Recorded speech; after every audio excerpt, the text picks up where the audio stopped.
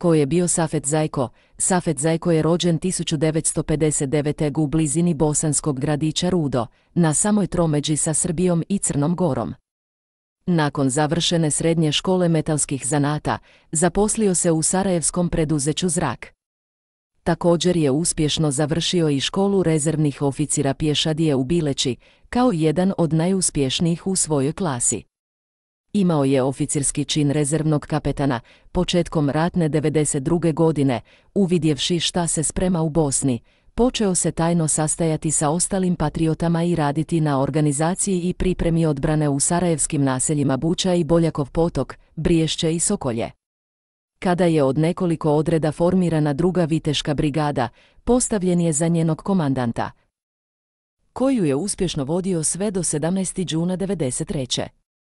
Nakon oslobađanja Imijatovića Kose, još jedne strateške kote na brdu Žuč, prilikom izviđanja neprijateljskih položaja, gine pod misterioznim okolnostima od četničkog snajpera. Samo par dana ranije, 12. juna, članovi predsjedništva RBH dobijaju posebnu informaciju potpisanu od tadašnjeg predsjednika Vojnog suda Senada Krehi i vojnog tužioca Mustafe Bisića.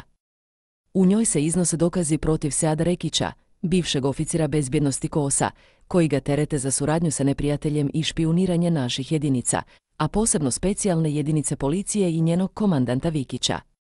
Saznavši za to i još neke druge nečasne radnje iza njihovih leđa, a posebno iziritirani ratnim profiterstvom i šverkom, komandanti Zajko i Šehović sa svojim borcima poručuju da će, čim se obračunaju sa neprijateljem na Žuči, sići u grad i obračunati se sa izdajnicima u našim redovima. Prvog dana ove neprijateljske ofanzive gine Safet Isović, načelnik štaba druge slavne brigade i prvi suradnik Safeta Zajke. Nakon trodnevnih borbi, Zajko i njegovi suborci zauzimaju neprijateljske položaje i ovladavaju dubinom od 5 km u rejonu sarajevskog predgrađa Rajlovac.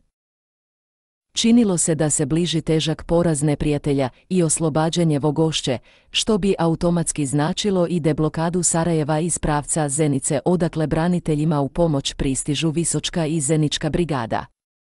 Trećeg dana ofanzive, ujutro 18. juna, tadašnji dežurni istražni sudija u Vojnom sudu, Fahrudin Zlatan Teftedarija, prenosi sucu Krehi poruku da ga je zvao bosanski ministar vanjskih poslova Haris Sileđić u vezi s istragom o pogibiji Safeta Zajke.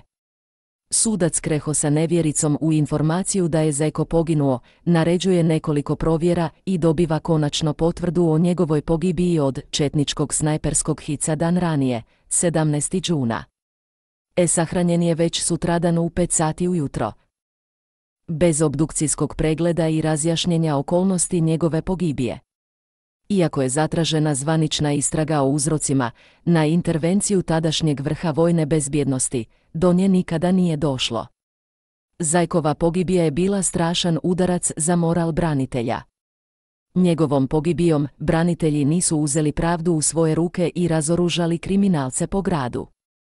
Šverceri i ratni profiteri su nastavili pljačkati napačeni narod, nikad razjašnjen način pogibije. U trenutku misteriozne pogibije komandanta Zajke, s njim u društvu je bio i bivši niži oficirina Asim Džambasović, koji je prošao netaknut. On će nakon toga vrlo brzo napredovati do čina brigadira armije BiH, te će kao provjeren kadar biti postavljen na rukovodne pozicije u logističkom centru u Visokom. Ovim centrom moći su čitav rat neprikosnoveno svladali otac i sin iz najužeg mladomuslimanskog kruga, Halid i Hasan Čengić. Na njihovu preporuku, umjesto smijenjenog Sefera Halilovića, za novog komandanta armije BiH imenovan je Rasim Delić, dotadašnji komandant logističkog centra u Visokom. To je bio isti onaj oficirina koji u prvim bitkama za odbranu grada nije braniteljima dozvolio prolazak pored kasarne na Debelom brdu, spriječavajući ih da dođu iza leđa pobunjenika i oslobode naselja Vraca i Grbavicu. Centar za edukaciju, sport i rekreaciju Safet Zajko u Halilovićima na lokalitetu bivše kasarne je moderan park namijenjen cijeloj porodici, penzionerima, sportistima i rekreativcima. Zelenilo, odrasla stabla, ukrasno grmlje, šetnica i klupe za sjedenje već privlače stanovnike najmnogoljudnije sarajevske općine. Potrebno je u našem gradu, bar za ovu našu djecu. Za sad sam zadovoljan, dobro je. Šta je najljepše?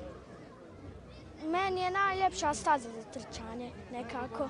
Ja mislim da je ovo super, da je ovo pravi potez i nadam se da ćemo mi to moći iskoristiti. Radost za svi u nas, iskreni sportiste i opet kažem, zahvaljujem se lokalnoj zajednici koja je sigurno prepoznala za sve nas, dakle, kutak. Centar u Halilovićima na površini od 11 hektara smješteni u središtu općine Novi Grad, svega nekoliko minuta udaljen od glavne saobraćajnice sa kojom ga povezuje pješački most u Neđarićima.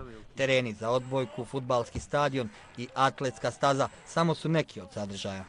Prilike su htjele tako i prije agresije na Bosnu i Hercegovinu da ovo bude zatvoreni objekat nekih 40 godina, on nije bio dostupan javnosti obzirom da je to bila vojna kasarna. Mi smo smatrali i vjerujem da nismo pogriješili da je najbolje da ta vojna kasarna bude pretvorena u jedan park sa puno sadržaja. Riječ je o zaista jednoj lijepoj oazi mira i zelenila koja će biti spojena sa centralnim dijelom općine, odnosno već je spojena mostom preko rijeke Miljacke za pješake, za bicikliste, biciklističkom pješačkom stazom i svima će biti nekako na ruku da dođe u ovaj naš centar. Premijer kantona Sarajevo kaže kako centar Safet Zajko ima potencijal da postane kultno okupljalište građana ne samo općine Novi Grad, već i cijelog kantona.